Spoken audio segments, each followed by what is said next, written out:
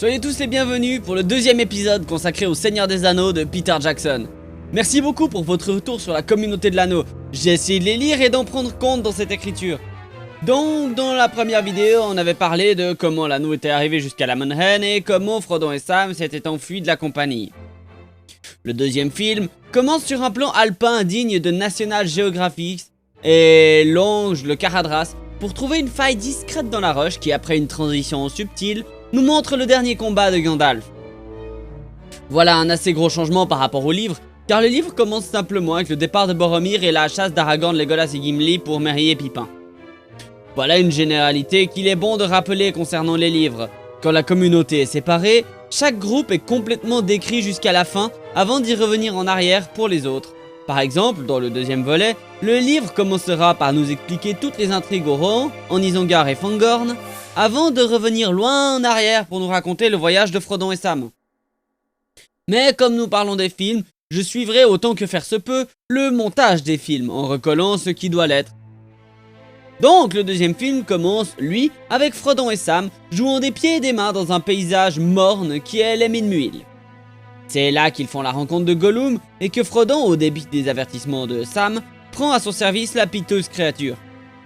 Ensuite, le film revient vers les trois chasseurs et la traque des Uruks à travers les champs de Rohan. On y voit Merry et Pippin se faire malmener par les Uruks. Donc à ce moment, une petite partie du livre a été coupée, mais rien de grave. Seulement quelques centaines de pas pour les chasseurs et leur première découverte, qui est des cadavres orques sur le chemin. Après ça, Legolas fait une déclaration importante. Ils conduisent les hobbits en Isengard. Non, j'ai pas dit ça seulement pour le même, mais simplement parce qu'avec les informations que les chasseurs avaient avant, ils ne pouvaient pas savoir si les prisonniers allaient être menés à Sauron ou à Saruman.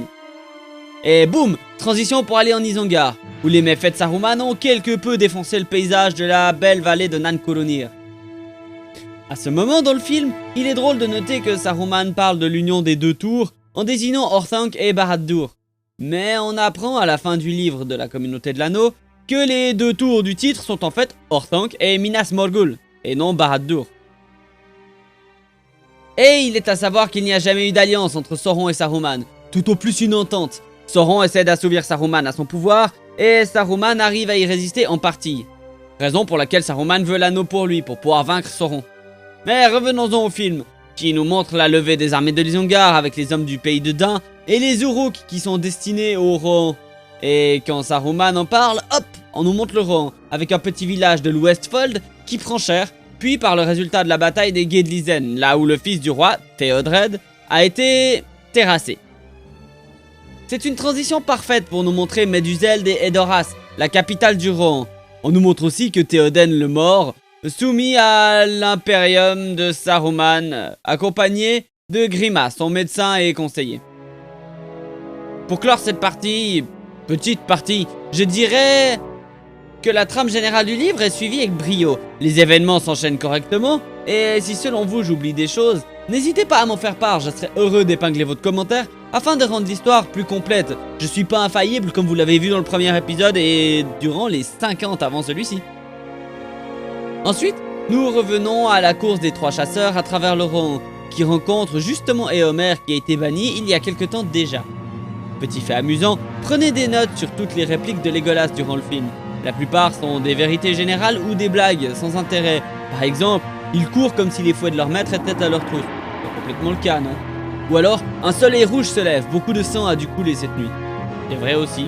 Par contre, après la bataille du gouffre de Helm, le soleil se lève radieux. On dira que peu de sang a coulé, j'imagine, pendant la bataille. Bref. Donc, la fuite de Merry et Pippin en Fangorn.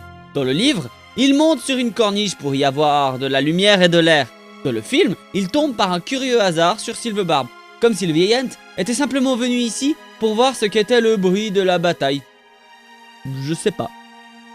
Donc Sylvebarb commence par prendre Merry et Pippin pour des orques, il comprend ensuite son erreur et les mène voir le magicien blanc, que l'on apprend par la suite être Gandalf. C'est excellent jusque-là, et le livre est très bien suivi. Par la suite, nous sortons du film pour aller au livre. Sylvebarb amène les hobbits à la salle du jaillissement, qui est une de ces maisons d'Ent. Là, ils discutent, boivent l'eau des Ents et chantent. Le matin suivant, ils partent pour la chambre des Ents.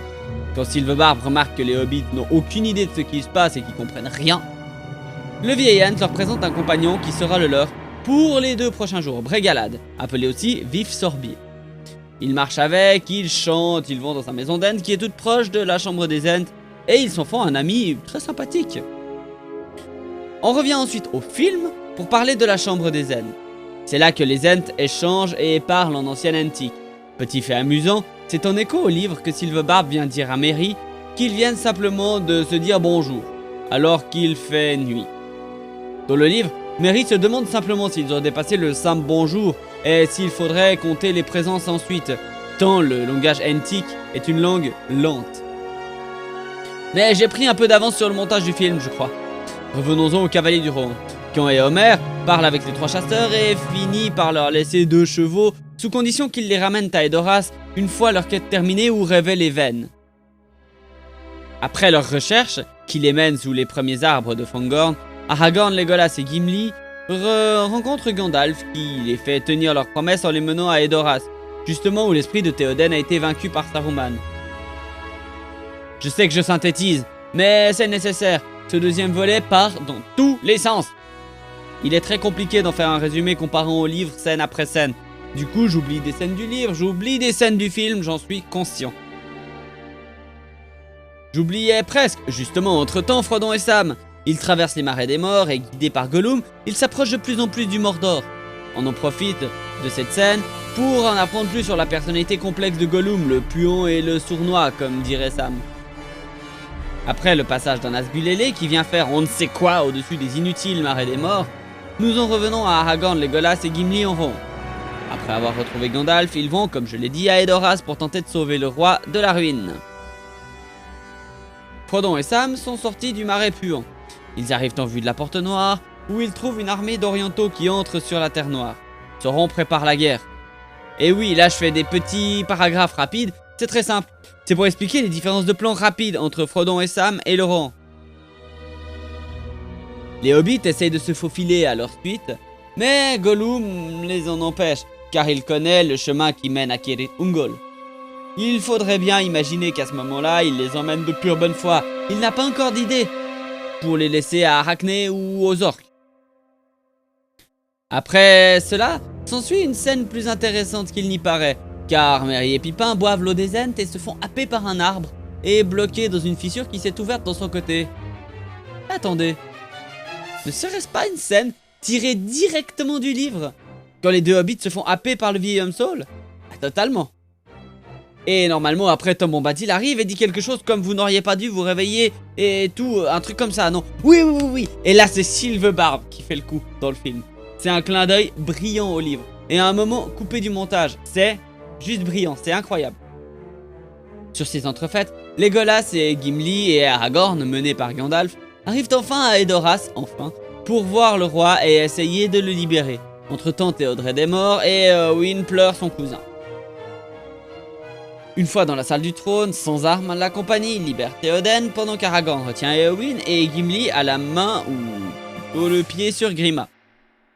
Après, Théoden pleure son fils et une petite partie est différente par rapport au livre. Là, ils partent au gouffre de Helm se réfugier, alors que dans le livre, ils commencent par aller au gué de Lisen dans le but d'attaquer l'Isengard avec la force de Rohan.